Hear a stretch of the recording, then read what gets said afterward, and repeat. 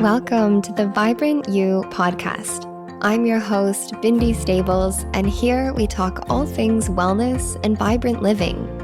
You'll learn about integrative health, functional medicine, holistic biohacking, and enjoy raw and real conversations on personal growth, mindset, and motivation.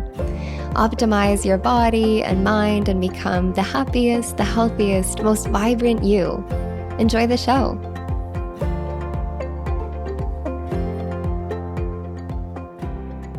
Hey, and welcome back to another episode of Vibrant You. This episode is for you if you have been finding yourself quite busy lately.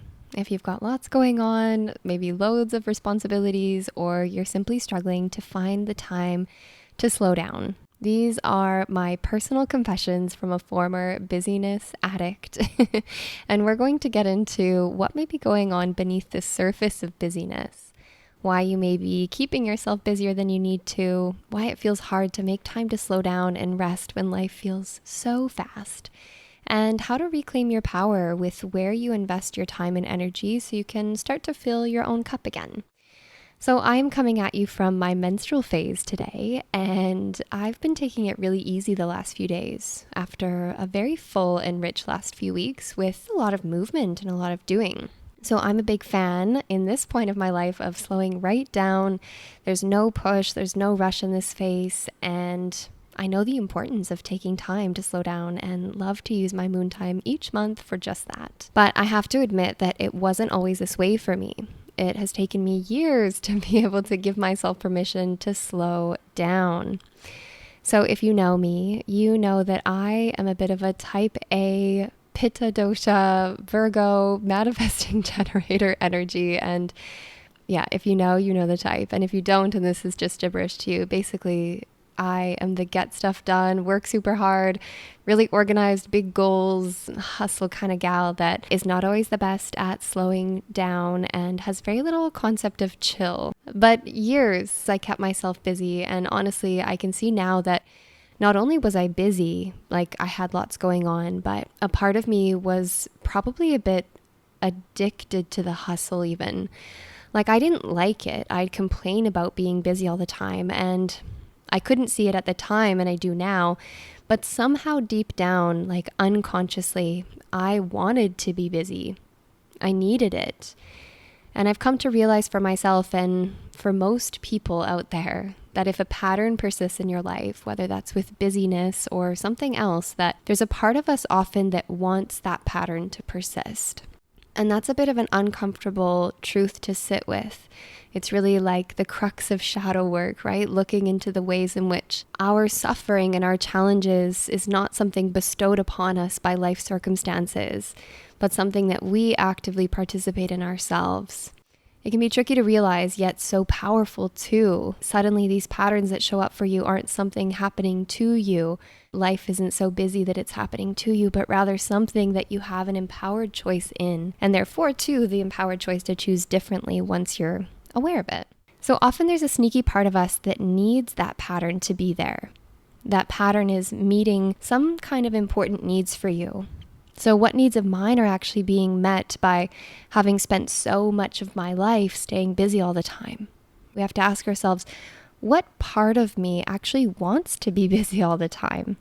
And this isn't a conscious thing. Often consciously we're saying, I don't like to be busy. This doesn't feel good. I wish that I could just slow down and rest. But subconsciously, something's being met for you in being busy all the time. Otherwise, there would be no reason to partake in that pattern and you would shift things. So until we really look at that and address that and find alternative ways to meet those needs that are being met by being busy, that pattern of busyness is not going to go anywhere for you. For me, a huge pattern with busyness, staying busy all the time for so much of my life and often living in chaos because of it, or choosing chaos rather.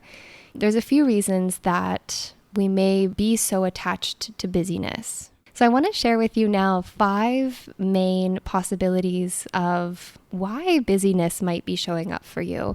Like, why do you feel like you're always overextending? You're giving so much of your time. Maybe you're not honoring your boundaries so much. And you're saying yes to things that your entire body is saying no to. And yet you sign up and you help out and you're there for everybody all the time and keeping your calendar just so full, even though a deeper part of you knows that you just got to slow down and you need time to rest and you're not supposed to be on all the time. 5 ways that busyness masks itself in our lives. Number 1 is busyness that shows up as distraction. And this one shows that if I stay busy and distracted, then I can avoid all of my inner stuff, my feelings, my uncomfortable thoughts, the sensations in my body that I don't want to go into, my fears, maybe my intuitive voice telling me that I need to change something big in my life, but I'm afraid to. And how intelligent that our brain uses being busy to distract us from these things. How intelligent that when emotions feel too big or too scary or too overwhelming to feel, that your mind will subconsciously make you stay busy and have really great valid reasons to be busy all the time so that you don't have the time or space to feel it all. And you can do that for a while. And sometimes we genuinely go through fuller seasons of life. But if you're noticing that this is a pattern, like a lifelong thing for you, that you're just always busy and you schedule in time for yourself, but you don't always honor it, or you end up filling it with something else, you can do that for a while as distraction, but it always catches up. You might get sick, or, we don't want this to happen, but you might get injured, or something in your life happens that forces you to slow down. And it's like life lovingly saying to you, like, hey girl, if you don't slow down, I'm going to make you. And I know that has been the case for me. I have been through a couple of seasons of this in my life. I'm human and I'm growing and I'm always learning, and life has been so generous to me with opportunities to learn and grow.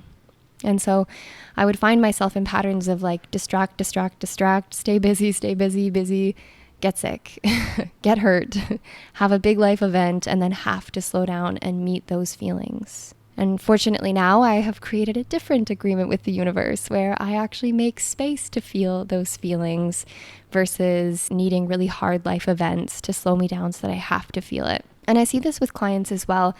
I had a beautiful client the other day who was crossing a really difficult event. And, I said, like, how are you managing that? That sounds like a lot. She's like, well, I try to stay busy.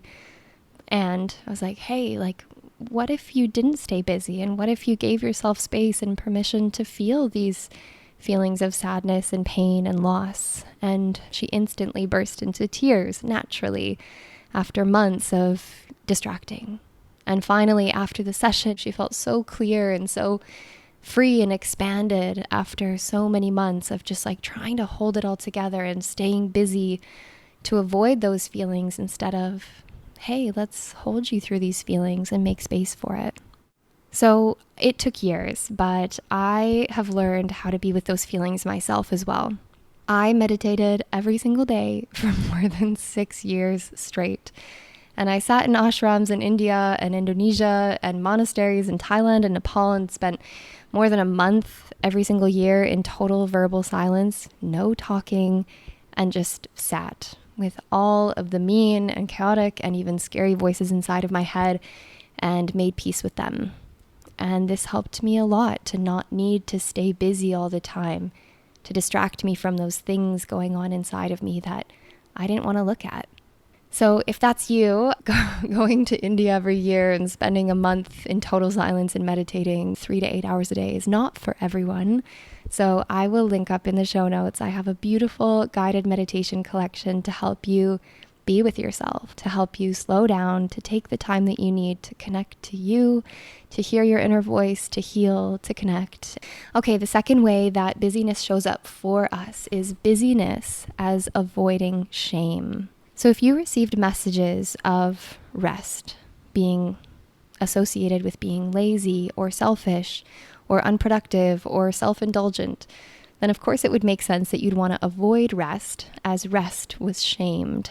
This message, it gets programmed into us in so many ways, and I know that I've seen it in myself. I see it in people all the time, often innocently, non-intentionally. If we were raised with family or friends or partners or simply a culture that has rejected or internalized their own concept of rest as being unproductive or lazy or shameful, even just the society that we live in that so rewards productivity over self-care and prides achieving over recalibrating on any day. And this can show up in many ways where rest is shamed for us, right? If a partner seeing you on the couch taking 15 minutes to just like chill and scroll on the gram or play a game says a comment like, oh, I wish I had time to lay around all day and do nothing. I have way too much to do.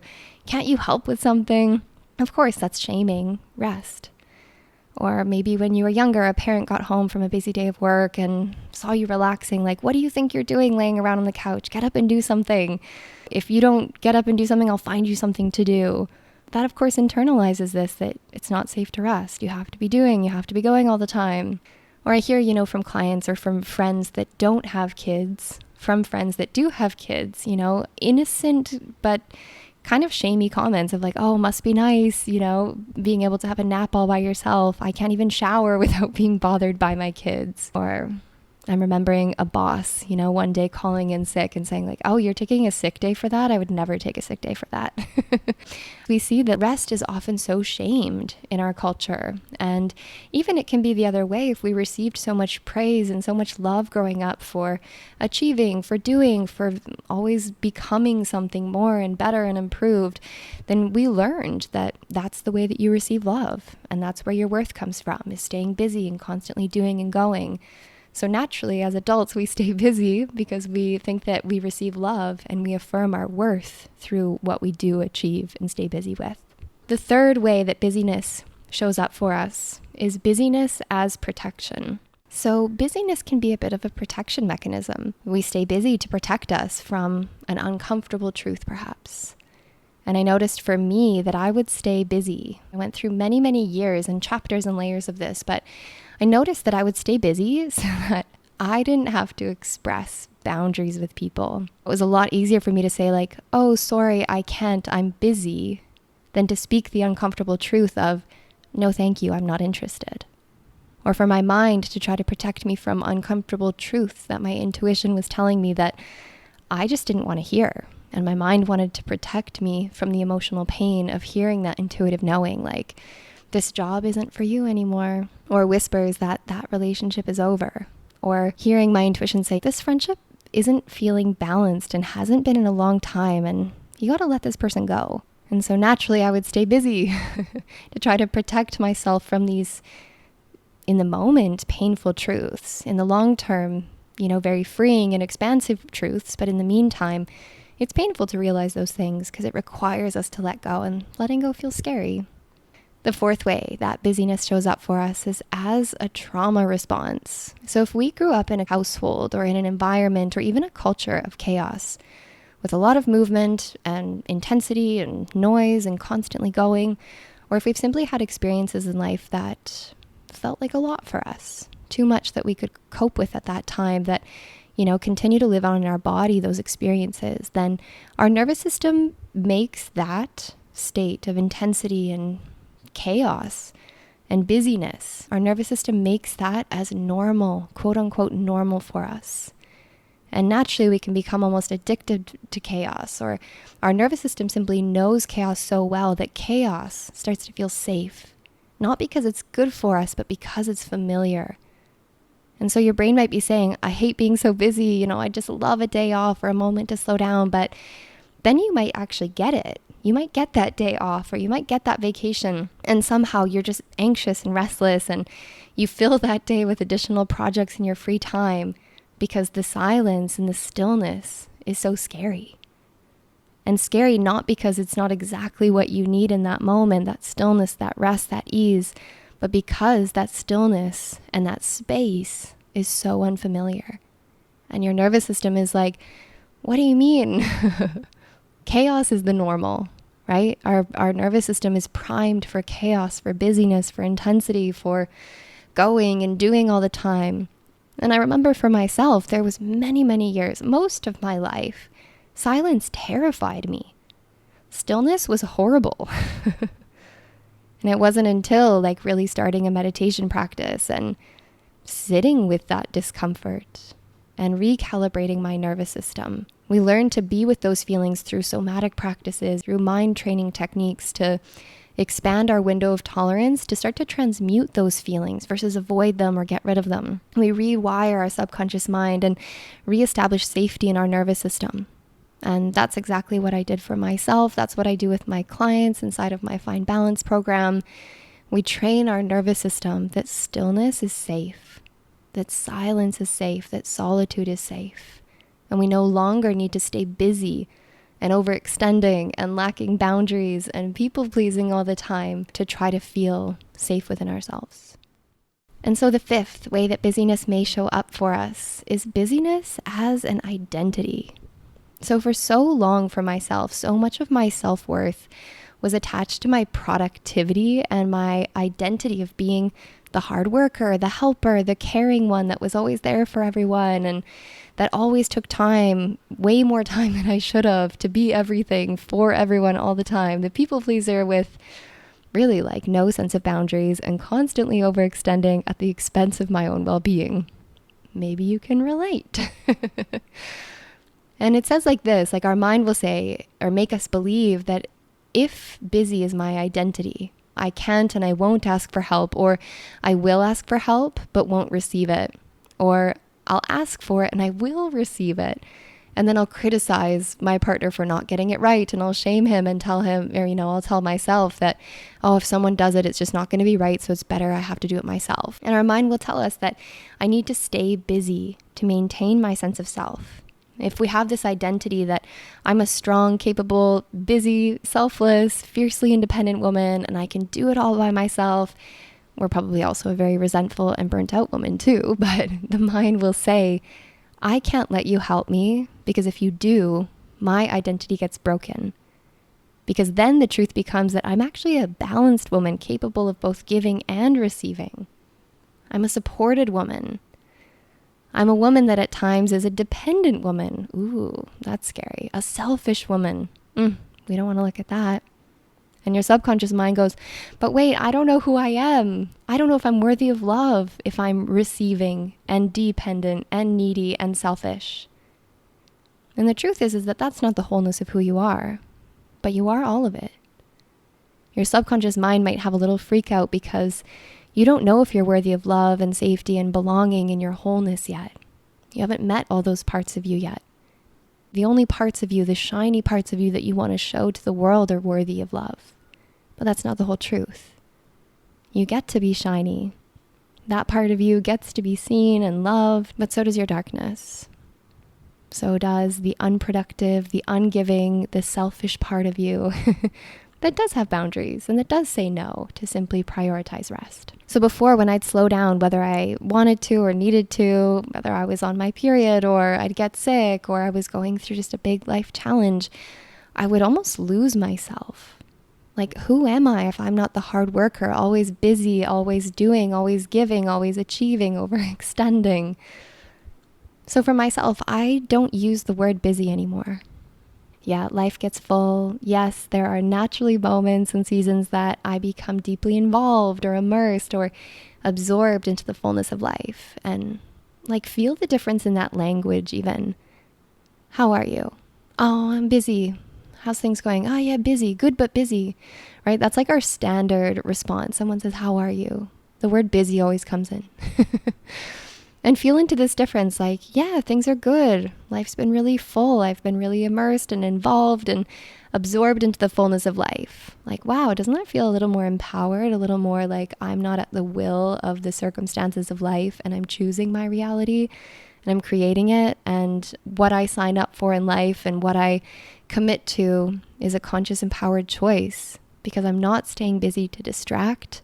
I'm not staying busy to blame, to protect myself from something. I'm not staying busy to maintain a sense of identity or worthiness. And that makes a big difference. So I don't have a magical step-by-step guide to overcome busyness because I don't think that we actually need that. But I do have my own lived experience of navigating busyness.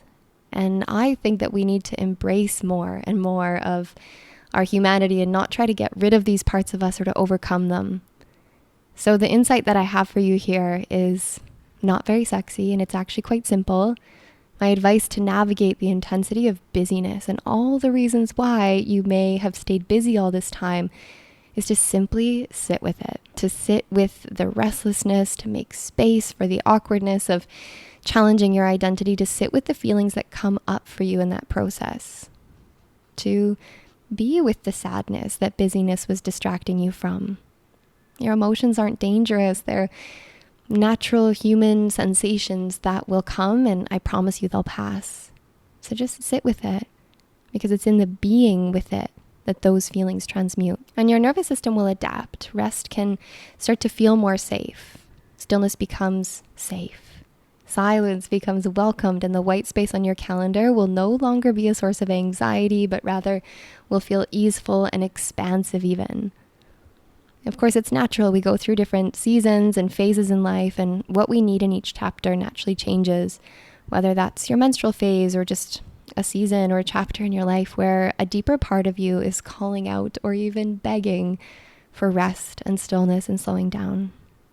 So listen to that. Life is about riding these waves. Of course, as women, we're cyclical. You're not meant to be the same every day. You are a brand new person, new energy.